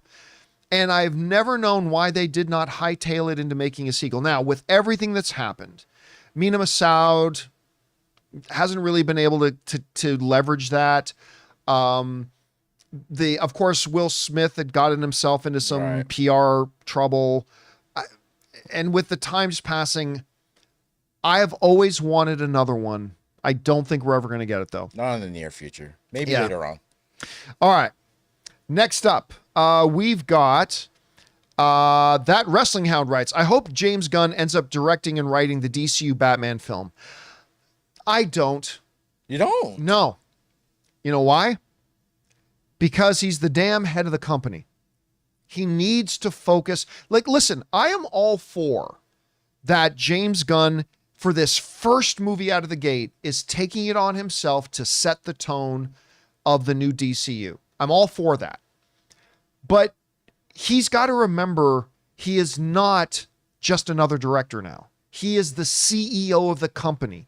He needs to spend his time working with and shepherding multiple projects and working with other directors to kind of bring those movies to life. So I don't mind James Gunn directing one every here and there, like maybe every 4 or 5 years. But I think Andy Muschietti's the right guy to do it. I'm totally good with that. And I just think after getting Superman done, I think James Gunn needs to step back, sit in his CEO chair, and just focus more on the creative direction of the whole DCU rather than spending all of his time wrapped up in one movie. So that's just kind of my take on it. All right. Let's see. Next up, we've got Sam Fisher, who writes, could we see Tom Holland move to do small roles or voice acting in big budget animated movies? Those are far easier and far less labor intensive. It's possible. As a matter of fact, Freddie, Sarah Michelle Gellar's husband. Prince Jr. Yeah, Freddie Prinze Jr. I remember Freddie is a wonderful guy, by the way. Oh, yeah, he's a great dude. I've had great opportunities to hang out with him. And very down to earth. Such a great guy. But I remember Tom Holland could take on a Freddie Prinze Jr. approach. Where I remember I was sitting down with Freddie once and he was asking him about things he'd want to do. And he said, listen, I've been offered this. I won't tell you what the movies were. He goes, I've been offered this and I've been offered this. He says, but it would have required me to go over to like Australia for 4 months or go to this place in the country for 3 months. He goes, I just love my family. I don't want to be away from my kids that long. So what he started doing was like stuff like Rebels, which wasn't a huge time commitment for him. And by the way, he's great in Rebels, and stuff like that. So maybe that could be an approach that Tom Holland takes on. It's like, you know what? I could still do things here and there if it's only going to take me a day or two to do it. But none of these, I'm going to go away for 4 months and shoot some big spectacle movie because I don't want to be away from my kids. And that's kind of the approach that both Freddie and Sarah Michelle Gellar took for a long time. So maybe that's what he kind of takes on. All right. Let's see. Saud writes, your thoughts on the Lively and IEWU feud with director. That's TMZ shit for single people who gossip around coffee shops talk about. That has nothing to do with what we do here. Matthew Brown writes, I know it's just a blacked out silhouette, but if that was the official shape and size of Batman, then there is no one that can't convince me that Alan Ritchson wasn't basically confirmed as Batman. Here's the thing. Again, I will say though, what I told Ray, there's always a bigger guy. Like literally, they went out for Reacher, the new season of Reacher, and they literally found a guy who is twice the size of Alan Ritchson. And again, the most important thing is they get an actor who can truly carry the role. Listen, everybody pretty much acknowledges, for the most part, the world basically agrees that Christopher Nolan made the best Batman films. Christian Bale was not the most big, physically intimidating guy in the world. He got himself in great shape for it, no doubt. But the movies were great because Christian Bale is a great actor. He's a great actor. I cannot wait to get the announcement of who they. Yeah, and I think they've probably already cast him. But the most important thing is they get a great actor, Right. Because those Batman movies would not have been those Christopher Nolan Batman movies wouldn't have been as great had they gotten an actor less talented than Christian, even if it was somebody who's a bit physically bigger, right?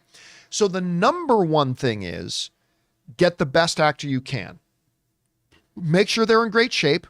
Get them bulked up. You'll have like 6 months to a year to get them bulked up. Get them bulked up in as much as they can. Get them as best shape as they can. But number one, get a great actor. And I'm not saying Alan can't be that guy. I'm just saying I haven't seen enough of him yet to convince me that he is that guy yet. But hey, listen, if they announced tomorrow that Alan was playing Batman, you would hear no complaints from me. Me either. No complaints from me. All right. Next up, we've got Andy, who writes, 1 of 3. I watched 12 films that came out in December, and 5 of them, Flow, Y2K, Carry On, Baby Girl, and The Fire Inside, were original OG films. I've seen 103 films that came out in 2024, and 59 of them, 57%, were original. You've asked about how many OG films there are, and it seems that you're right. In fact, the 59 original films I saw were ones I cared to see, meaning that there are more original films out there. However, the reasons I've seen many is because I go to AMC Orange 30, I like that theater, located in a highly dense population. How much can you attribute the lack of support for these films to the lack of theaters showing them? Well, I mean, you can go onto Box Office Mojo, and it will tell you how many theaters in North America were playing those. To me, though, as long as if you have like 800 theaters, like most big wide release films will have 2,000, 3,000, or 4,000 screens. But even if a movie just has like 700 screens, 700 screens means that for almost everybody, if you wanted to see that movie, there's a theater relatively close to you that you can go watch it. Maybe not at your home theater. You know, mine is the AMC Tyler Galleria in Riverside here. But maybe not that, but with 700 locations, that means there's a theater somewhere, probably relatively close to you, you can go see it. So now, then a lot of original films, a lot of films in general, just are on limited release where they'll have like 100 screens or something. Right. That obviously has a big part to do with it, for sure. But again, to your point, it's always hilarious to me when I see people who think saying something makes them look smart. They go, oh my gosh, Hollywood doesn't do original films anymore.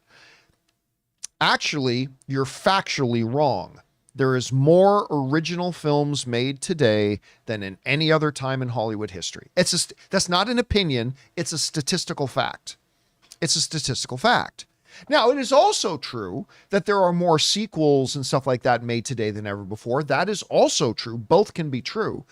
But yeah, you go down the list, there's always plenty of original films out there to go see. It's just that a lot of times people don't go see them. Anyway. All right.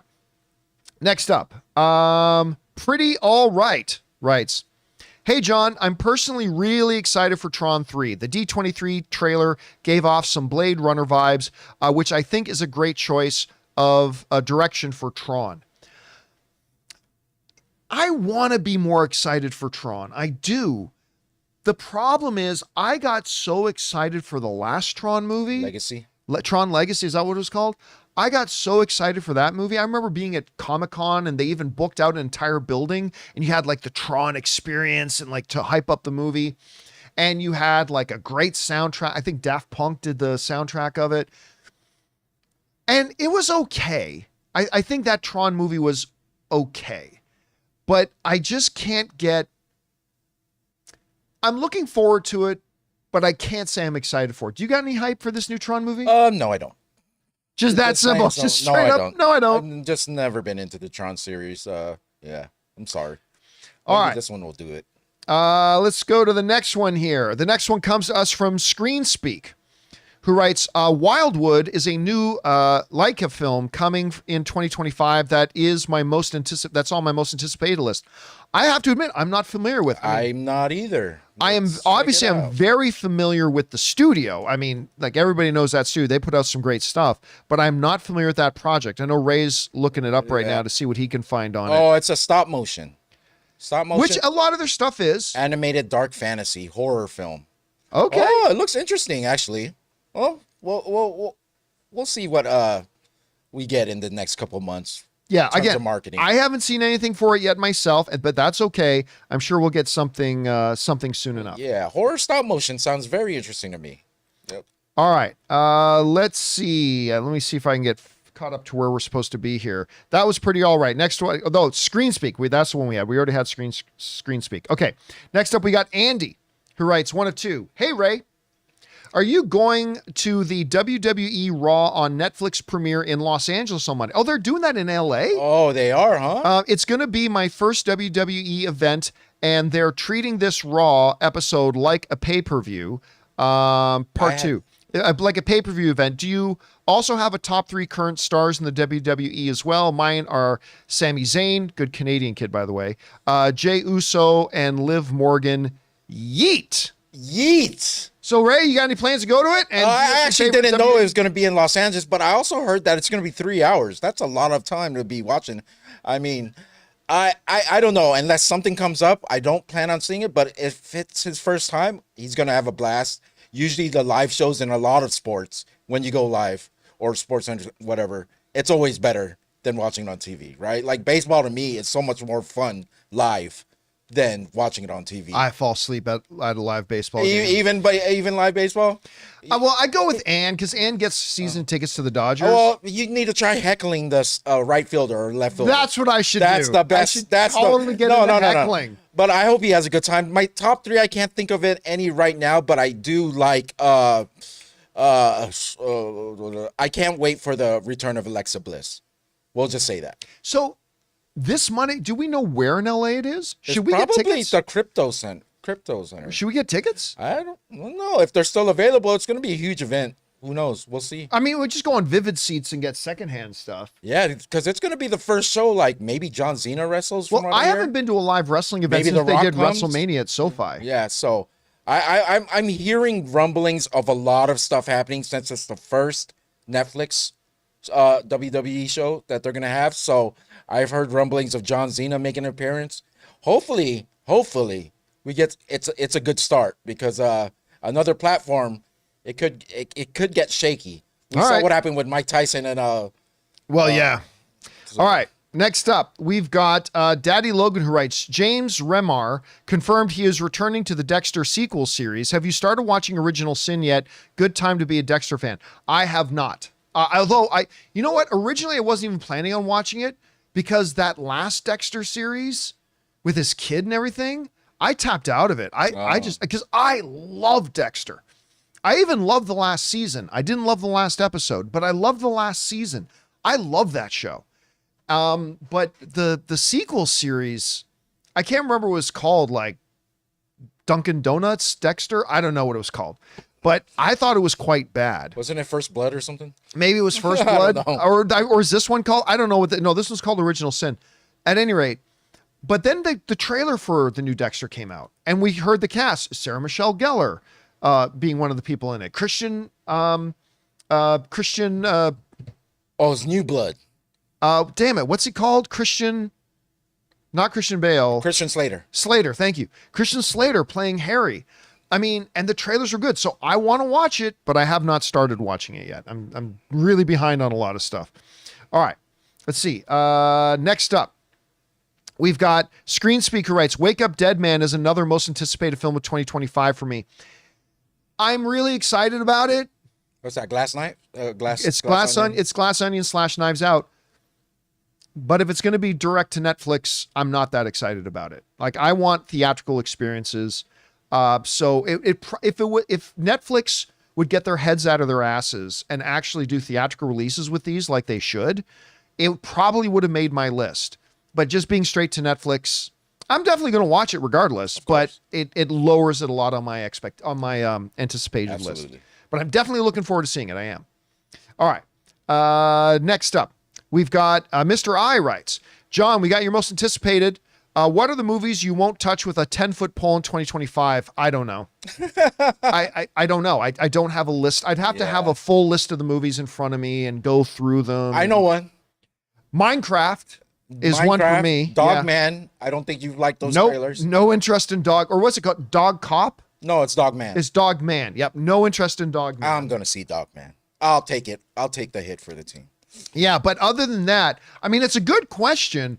It's just that I would need to have a list in front of me to go through it. And plus, the marketing too tells us a lot of that stuff too. When Hopefully. the marketing starts rolling around, like, oh, that looks bad. That looks really bad. All right, next up. We've got Seconds from Disaster, who writes, I started watching What If Season 3. I'm not a big fan of this show, but the first episode did a great job of giving us a sneak peek at Sam as leader. I'm going to be honest with you, Seconds from Disaster, I did not even bother with Season 3. I tapped out of What If after Season 2. And listen, I don't hate What If. What If's got some episodes that are really good. But you also got to grind through a lot of mediocre stuff to get to the episodes that are really good. And at the end of the day, like, What If is just kind of meaningless, right? They don't actually account for anything. They don't actually mean anything. And they weren't entertaining enough for me to keep me going. So I'll be straight up honest. I didn't even bother watching season 3. You got a backlog anyways. And What If's probably not on one of them. Dexter, Silo, Lioness. I got so much I got to get caught up on. I don't crazy. think What If's on top of your list. All right. Next one. We've got, who do we got? We got Francesca, who writes, watched Moonstruck for I love Moonstruck. Cher, Nicolas Cage. Oh, right. Okay. I love that movie. Nobody's brought up that movie in forever. Anyway, I watched Moonstruck for the first time last week. Loved it. I want to watch more like that from that time. Listen, that was a great era of movies. Can you give me a little premise on that movie real quick? You know what? Just go into it cold. Because I know my parents love that movie.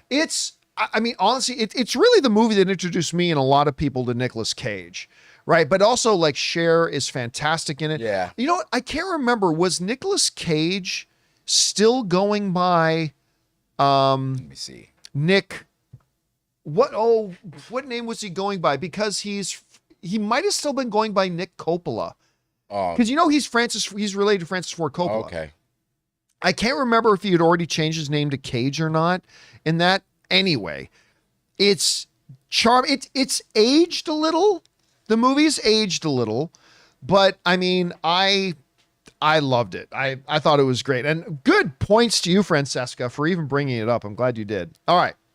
Let's see. Next up, Dr. Stinky. Dr. Stinky Writes, most anticipated How to Train Your Dragon, Thunderbolts, and Zootopia 2. I hope all is well. Bring on the filthy. Listen, Zootopia 2 is going to be a huge, massive hit. Oh, yeah. Definitely. I would be shocked if it's not a $1 billion film.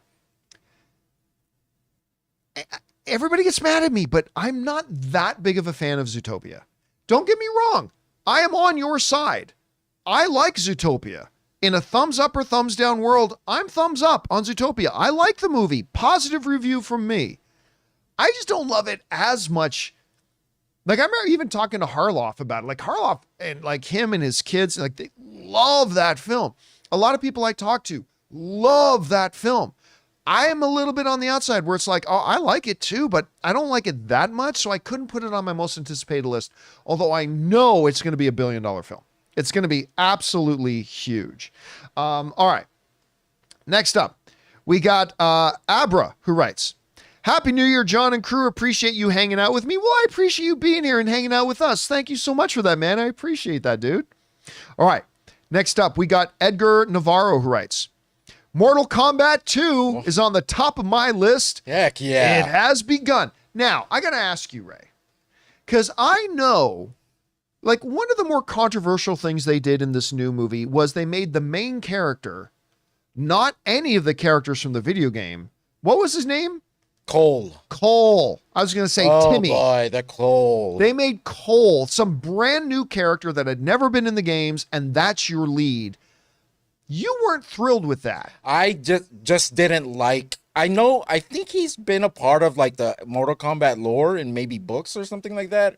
But for a person who just is casual Mortal Kombat, throwing him in there, especially giving him like this power, at the end of the movie, did you understand his power at all? They kind of like gave him everything, I think. By the end of the movie, I didn't care. Yeah, so it was kind of like, but this next one, Johnny Cage. He's one of the best Mortal Kombat characters.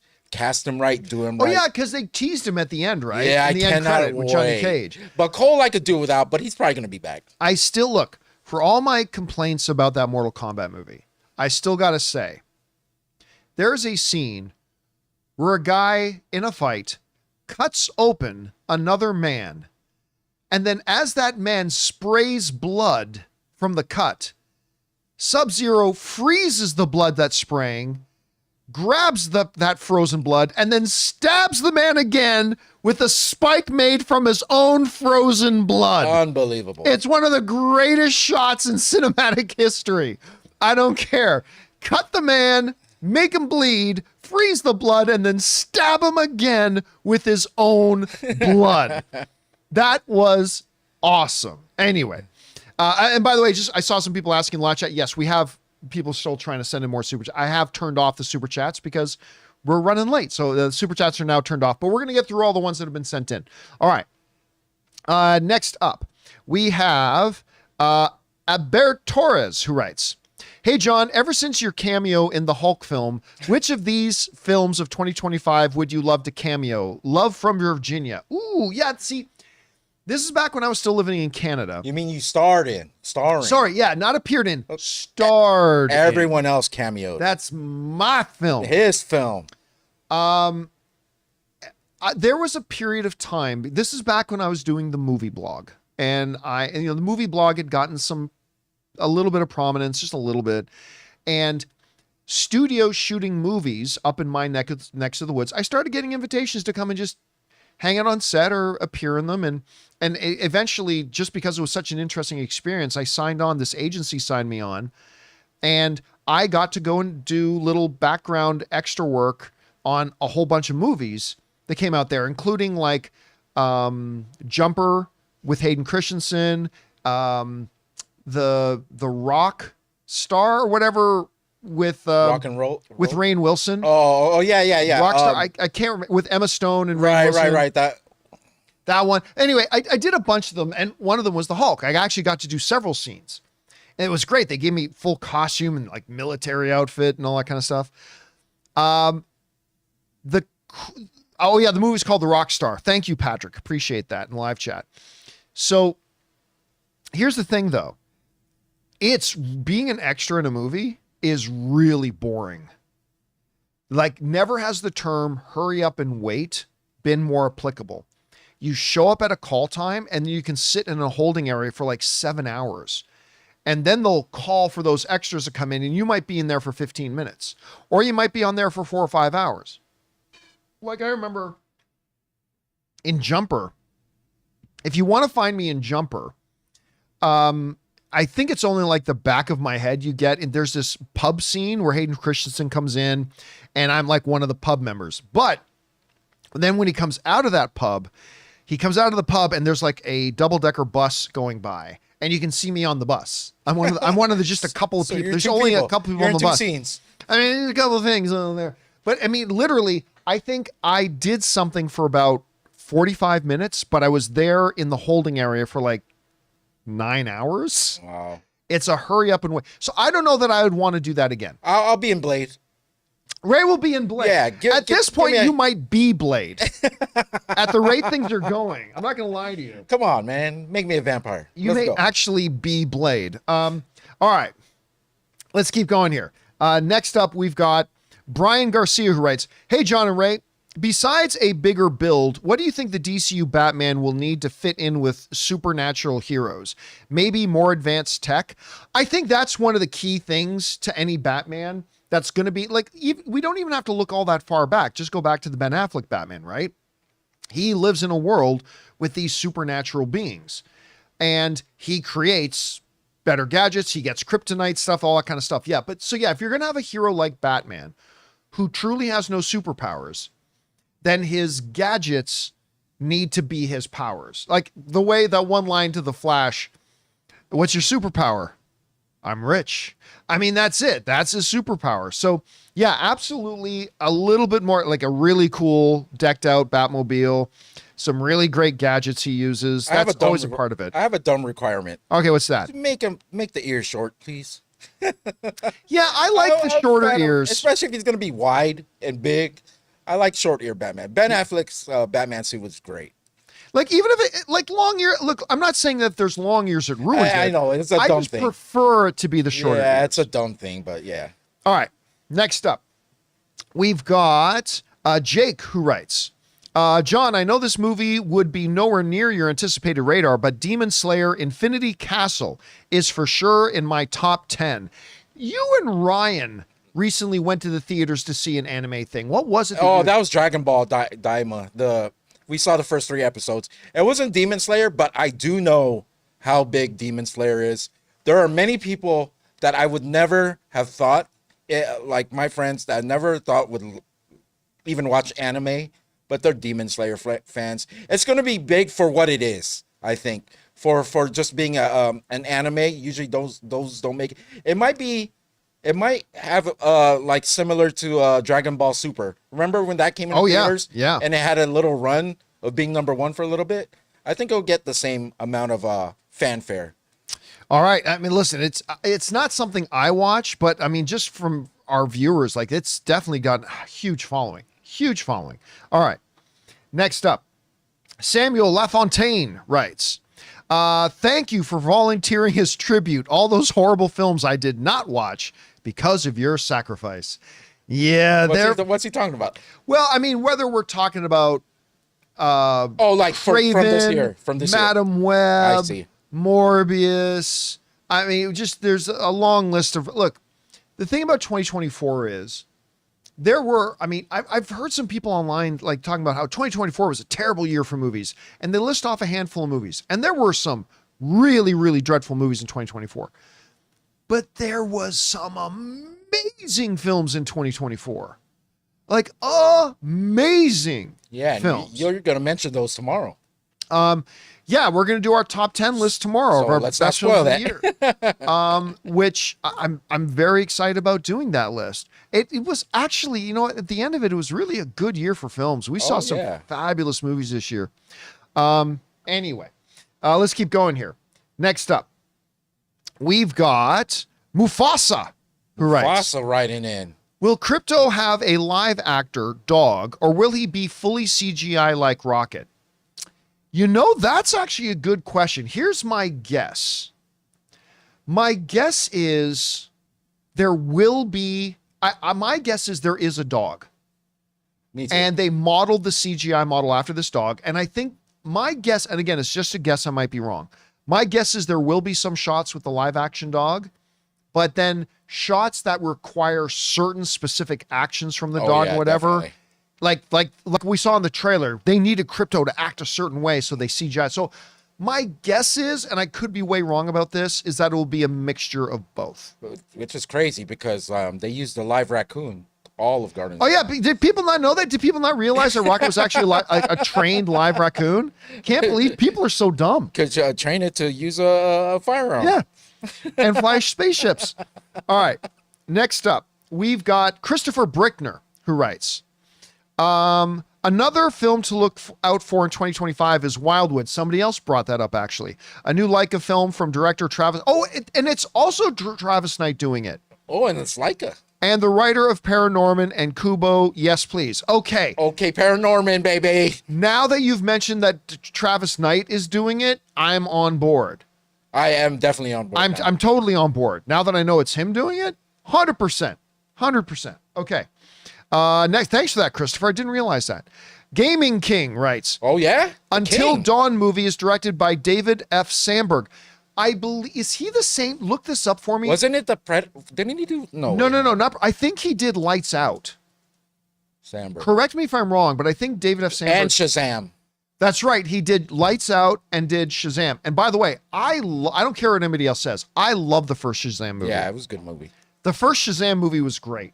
And you know what? I also don't care what anybody thinks. I thought Shazam 2 was okay. Oh, yeah, we had a good time in the theater. Yeah, I didn't think it was great like the first Shazam. And I think the first Shazam movie is great. He also did that Annabelle Creation. I'm not sure which one that one was. That the one I fell asleep to? If Annabelle Creation is the second Annabelle movie, because the first one was a little bit rough. You thought the second one was? I thought the second one was quite good. Okay. Yeah. So, but man, if you haven't seen Lights Out, watch. First of all, do yourselves a favor. where David Sandberg got his start. He made a short horror film, short, like 10 minutes or less, on YouTube called Lights Out. It's so good that the studio offered him to make it into a full-length feature film. And the full-length feature film is really good too. I had no idea how he was going to stretch the concept of that short film. But anyway, if you haven't seen it on YouTube, go and look up the short film Lights Out. It's really, really fun and it's really good. And I think you're going to enjoy it. Okay. Next up, we got Mr. I again, who writes, are there any short lives series? What is a short-lived series? I don't know. Are there any short live series you liked in the past that you think would thrive in the new streaming format? I think you're probably short-lived. You're probably right. That you think would thrive in the new streaming formats. My pick, Terminator: The Sarah Connor Chronicles.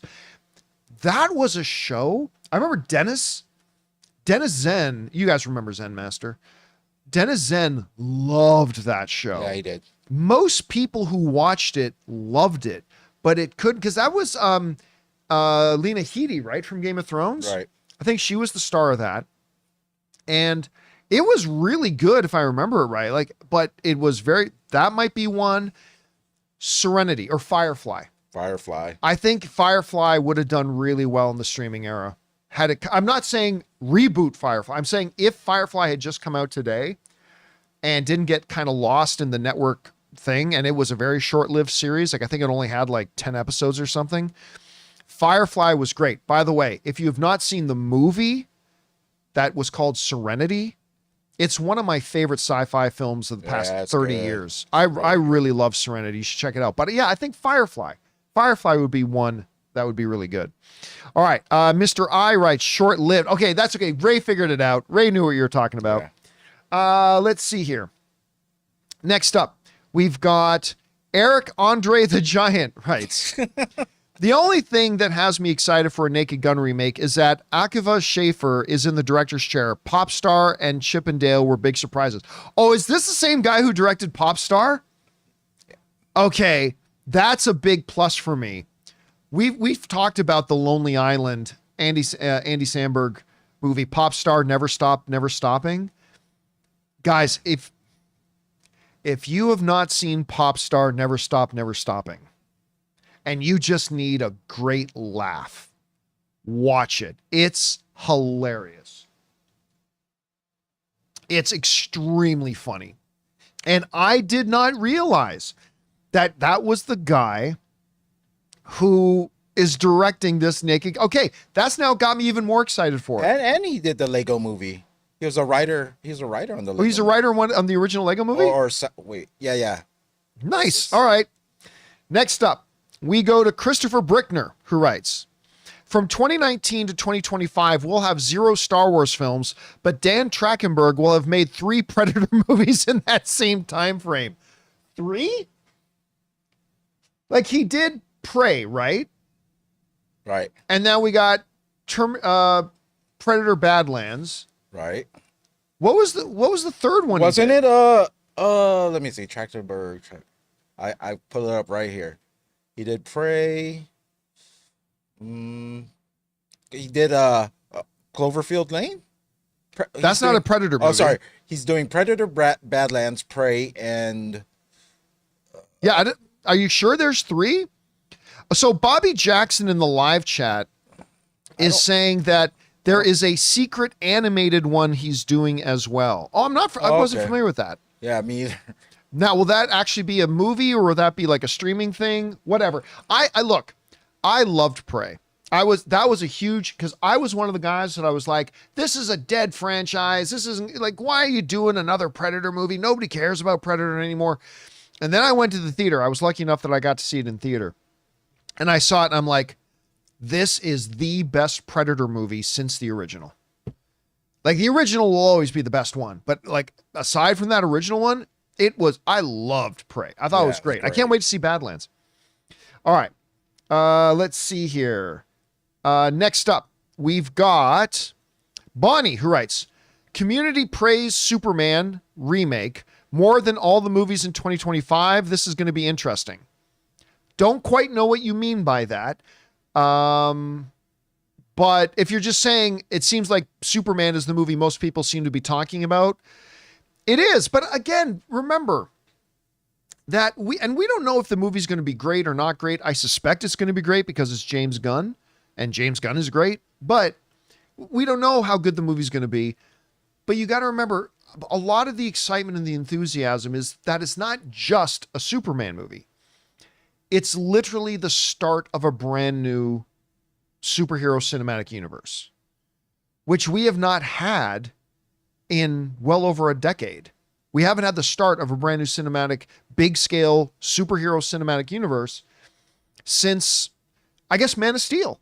Yep. And what year was that? 2012?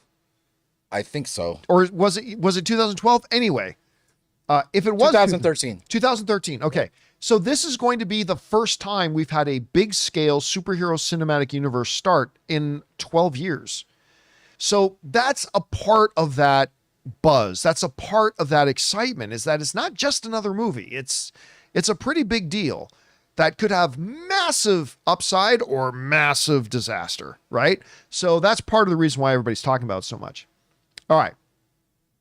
Let's see. Next up, Christopher Brickner writes, Ohio State Buckeyes and I had the same meal yesterday. Cooked duck.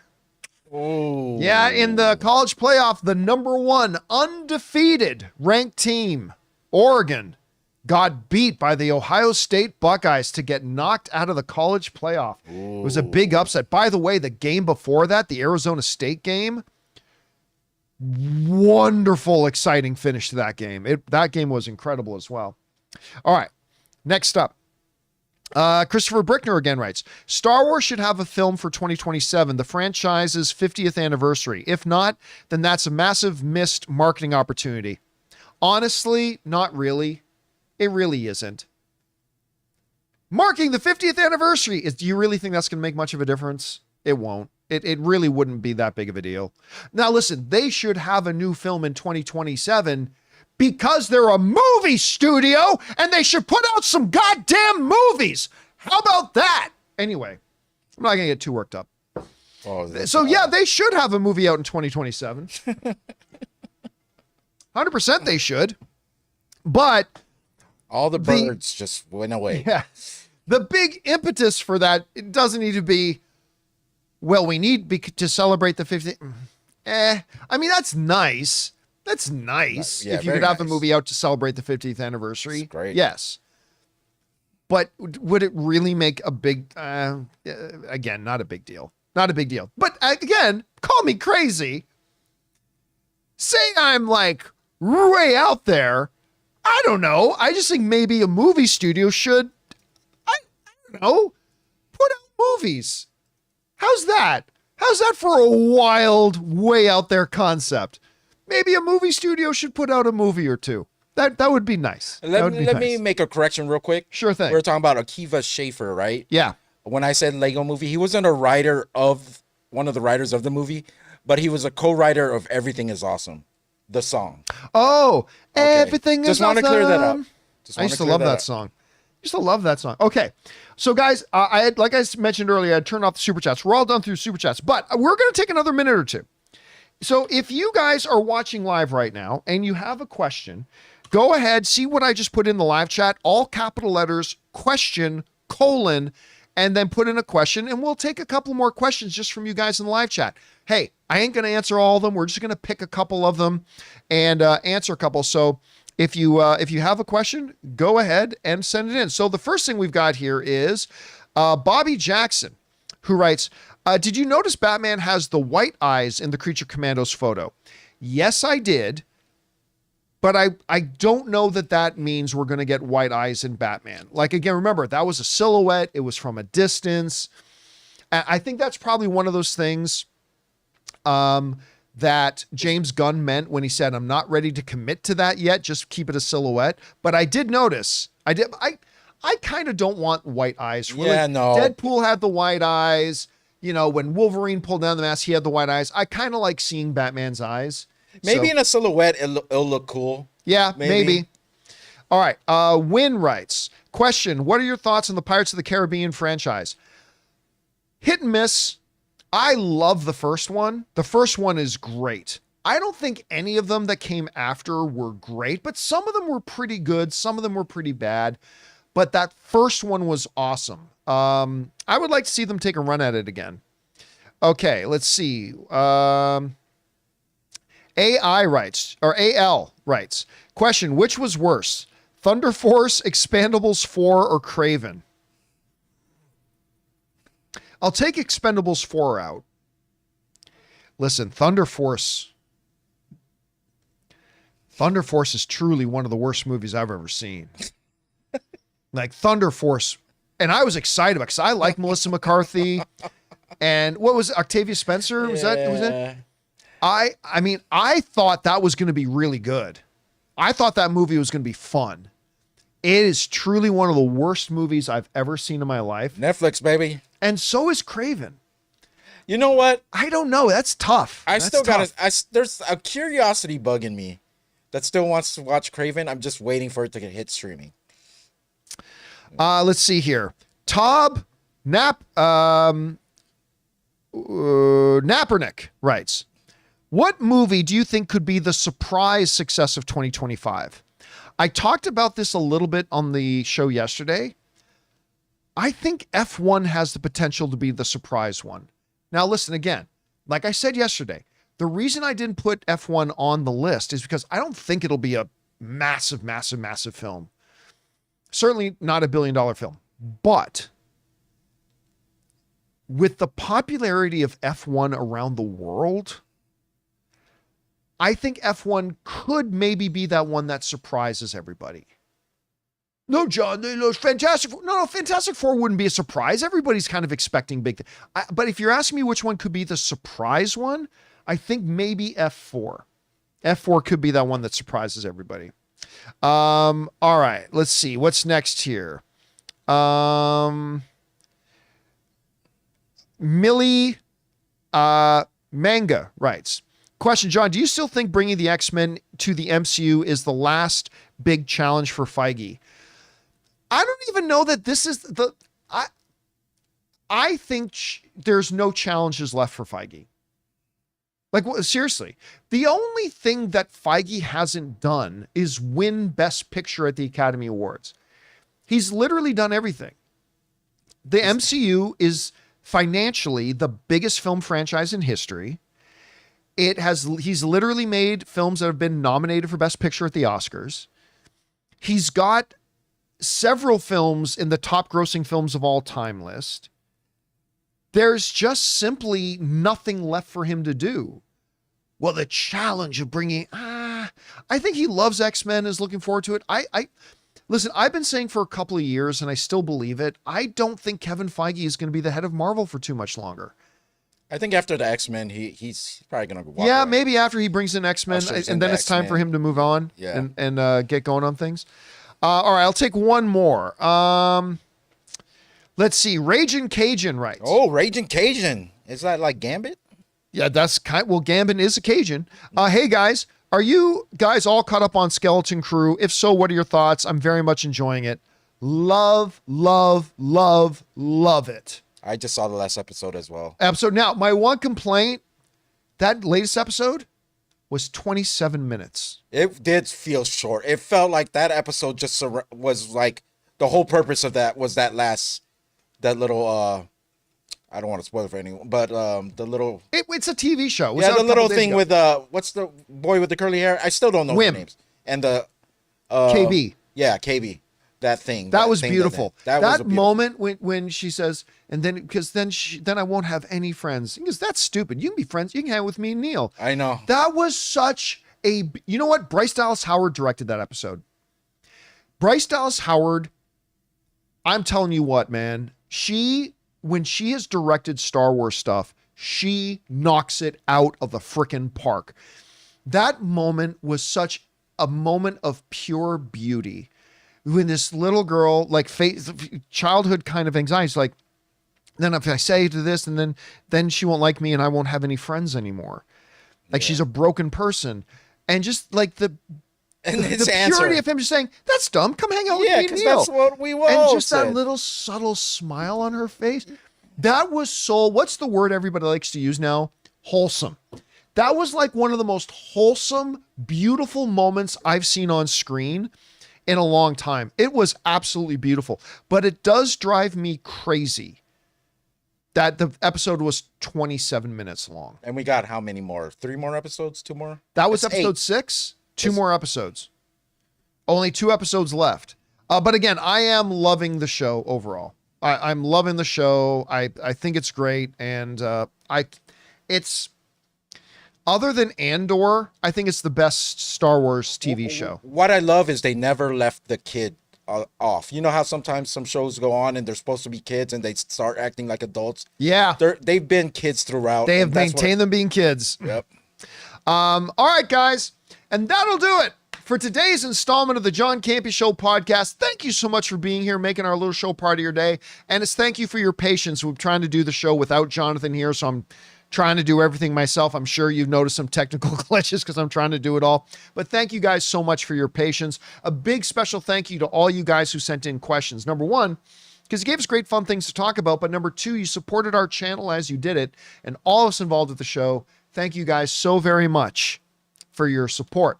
Don't forget to come on back and join us again tomorrow. It should be a full house in here with me, Ray, Jonathan, and Chris. So I want to thank Ray Ora. See you guys tomorrow. And thank you guys for being here. My name's John Campea. And until next time, my friends, bye-bye.